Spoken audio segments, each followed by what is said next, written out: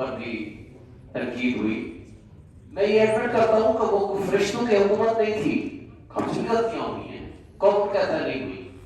لیکن اس وقت اور آج کا فرق یہ ہے کہ اس وقت آپ کے بلاول بھٹو زرداری صاحب وہاں سے چلتے ہیں, سندھ سے پنجاب میں ہماری حکومت تھی, وہ یہاں ریڈ زون تک آتے ہیں اور اپنی مرضی سے اپنا دھرنا یا پروگرام جو ہوتا ہے وہ یہاں ختم کرتے ہیں. مولانا فضل الرحمان صاحب پورے دفعہ آتے ہیں, یہاں دھرنا دیتے ہیں, ہم کو فیسیلیٹیٹ کرتے ہیں, اور پی ٹی ایم کی جماعتیں آتی ہیں یہاں, وہ مہنگائی موقع پاس لے کر آتے ہیں. یہ الگ بات ہے کہ انہوں نے جو کچھ مہنگائی کے ساتھ کیا یا غریبوں کے ساتھ کیا وہ سب آپ کے سامنے ہے, ہم ان کو فیسیلیٹیٹ کرتے ہیں. اس کے مدد مقابل دو واقعات بتا دیتا ہوں. 26 نومبر کو یہاں کی چوک میں جس طرح ہزاروں کی تعداد کے لوگوں کے اوپر سیدھی گولیاں ماری گئی سنائپرز کے ذریعے, یہ پاکستان کی تاریخ نہیں ہے, یہ جلیانوالہ کی تاریخ تو آپ دہرا سکتے ہیں, لیکن پاکستان کی تاریخ تو دور کی بات ہے. پی ٹی آئی میں کبھی کہیں آپ کو یہ صورتحال نہیں ملے گی. پھر آج آپ کیبنٹ میں بیٹھے ہیں, آج یہ وہ قومی کانفرنس جس کے روح رواں محمود چکرئی صاحب اور جس کے روح رواں شاہد خاقان عباسی صاحب ہیں, ان کو یہاں اسلام آباد میں کیپٹل میں چوتھی مرتبہ جا کر جگہ بدلنی پڑتی ہے, اور صبح سویرے سے اور رات سے جس طرح ان کے لیے مشکلات پیدا کرنے کی کوشش ہوئی سب آپ کے سامنے. ان دو واقعات سے آپ کو پتہ چل جائے گا کہ جمہوریت کہاں تھی, کب تھی, کیسے تھی, اور آج کیا صورتحال ہے. پھر میرے دوست زبیر صاحب نے کہا کہ یہ کب ہوتا ہے کہ رات کی تاریکی میں آئین بدلے. میرے بھائی, رات کی تاریکی میں چوری ہوتی ہے, رات کی تاریکی میں ڈاکہ ڈالا جاتا ہے. جیسے آج اور 9 فروری کی شب ڈاکہ ڈالا گیا, کس کو نہیں پتا. میرے بھائی سلمان صاحب بیٹھے ہیں, 1.5 لاکھ ووٹ لیا, اور ہارنے والے کے 1/3 سے بھی کم تھے. اور اسی طرح میرا لگتا ہے باقی ہمارے سارے دوست بیٹھے ہیں. جو کچھ ہوا آج رات کے 4 بجے تک 8 اور 9 کی شب کو آپ دیکھ لیں, تمام جیو سمیت تمام ٹی وی چینلز کے آپ ریزلٹس اٹھا کے دیکھ لیں. جو رات 12 بجے کے بعد کو روک دیا گیا تھا, سب میں 90% سیٹوں کے اوپر ہماری لیڈ چل رہی ہے. اور اس کے بعد رات کے 12 بجے کہیں جاتے ہیں, کچھ الیکشن کمیشنر اس کے ساتھ جو کچھ ہوتا ہے, اور واپس آتے ہیں اور جو کچھ ریزلٹ تبدیل کرتے ہیں, سب کی آنکھوں کے سامنے. دیکھیں, بات یہ ہے کہ جب آپ نے آئین کو نہیں مانا, جب آپ نے جمہوریت کو نہیں مانا, جمہور کا مطلب ہے جمہور عوام کے فیصلوں کو تسلیم کرنا, حق کی حکمرانی میرا نہیں ہے, یہ عوام کا ہے. یہاں جو لیڈرشپ بیٹھی ہوئی ہے یہ ان کا بھی نہیں ہے, عوام کو حق حاصل ہے. آج اگر پاپا ہے تو کل شاید کوئی اور ہو, ماضی قریب میں کوئی اور تھا, لیکن عوام کا حق حکمرانی اگر آپ چھین لیتے ہیں, آپ کہتے ہیں ہم نہیں مانتے عوام کے فیصلوں کو, پھر وہ ان کا بھوتیوں کو جب آپ یہاں مسلط کرتے ہیں, ان پہ اس کے باوجود آپ کے نمبر پورے نہیں ہوتے. اس دوران سپریم کورٹ کے فل بینچ کا فیصلہ آتا ہے, آپ کہتے ہیں ہم اس کو بھی نہیں مانتے.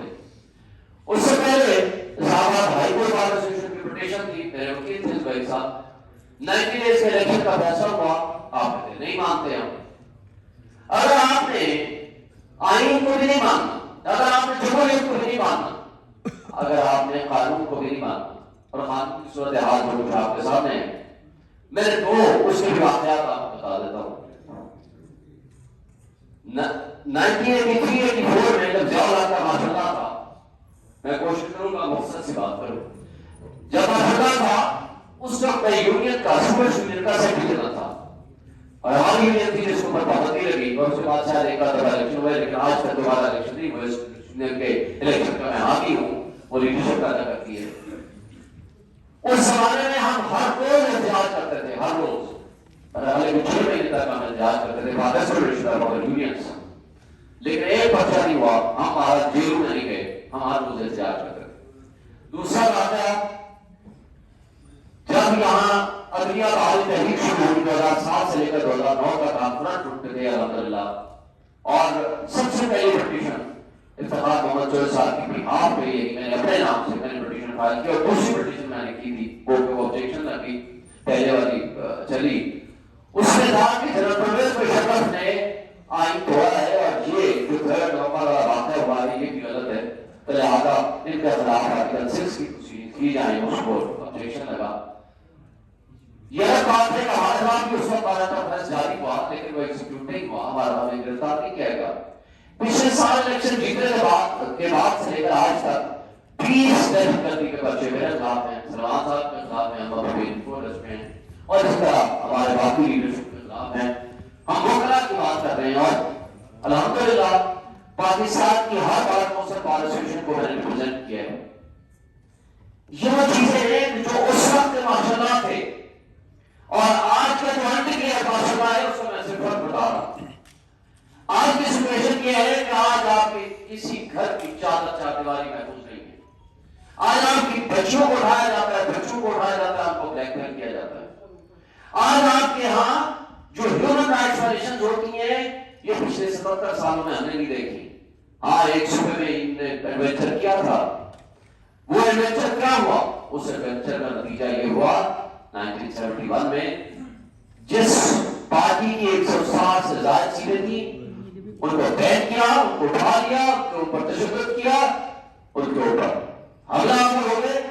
اور جس کی 80 سے پلس سیٹیں تھیں ان کو اطلاعات دے دیا گیا۔ نتیجہ یہ ہوا آپ کا ملک دو رخت ہو گیا۔ اور آج جو سچویشن پیدا کرنے کی کوشش ہو رہی ہے، جنہوں نے محمود چکرائی کے حق میں وِدڈرا کیا ہوا بندہ ہے اس کو آپ نے بنا کیا، اور اسی طرح پورے بلوچستان میں کیا، پورے پنجاب میں کیا، جو باقی صوبوں میں کیا، جو کراچی میں کیا، وہ سب کی آنکھوں کے سامنے ہے۔ جب آپ جمہور کے فیصلے کو نہیں مانتے، جب قانون کو آپ پاؤں پر لوٹ ڈالتے ہیں، تو پھر عوام ایک آس اور امید رکھا کرتی ہے، وہ ہوتی ہے آپ کی عدلیہ، وہ ہوتا ہے آپ کا نظام انصاف،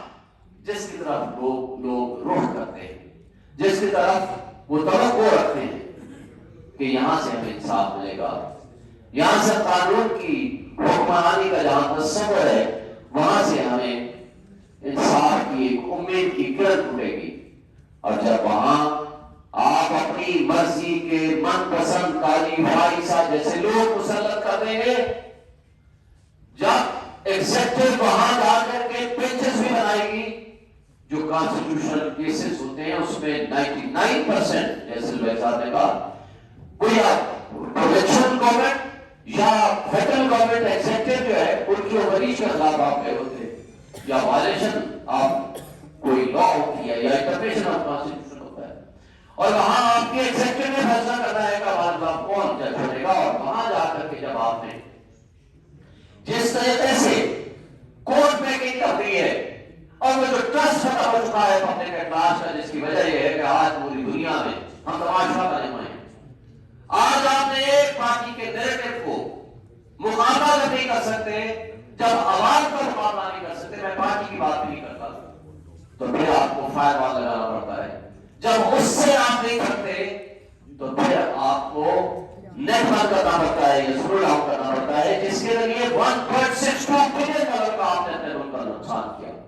اور خالی جیٹ جیٹ آپریشن کے اوپر 40 بلین ڈالر کا آپ نے لاس کیا۔ اور آج ہمارا نوجوان سمندر میں بننا پسند کر رہا ہے لیکن ملک سے بھاگ رہا ہے۔ آج آپ کا سرمایہ کا پیسہ لے کے یا دبئی یا ملک سے باہر بھاگ رہا ہے۔ کبھی بھی انتشار میں، کبھی بھی جہاں لا اینڈ آرڈر کا مسئلہ ہو، کبھی بھی جہاں عدلیہ کے اوپر ٹرسٹ نہ ہو، وہاں انویسٹمنٹ نہیں آتی۔ اور جبکہ سیکیورٹی کی جس کی ذمہ داری ہے ان کے پاس اتنا ٹائم ضرور ہے کہ وہ آرٹس اینڈ کیٹل روڈ میں جا کر کے مظاہرے دیکھتے ہیں، ضرور دیکھیں، لیکن جو آپ کی ذمہ داری ہے وہ آپ ادا کریں۔ اور کس کو نہیں پتا کہ آج سیاست میں جس طرح اسٹیبلشمنٹ ملوث ہو چکی ہے،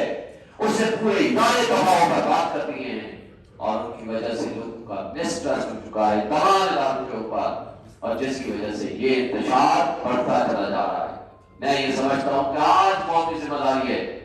آج تمام لوگوں کی ذمہ داری ہے، اور ہمارے انسٹیٹیوشن فوج کی بھی ذمہ داری ہے کہ وہ اپنے بیرکس میں واپس چلے جائیں، اپنے بارڈرز میں واپس چلے جائیں، سیاستدانوں کو سیاست کرنے دیں، اور اپنے ٹاؤنز کو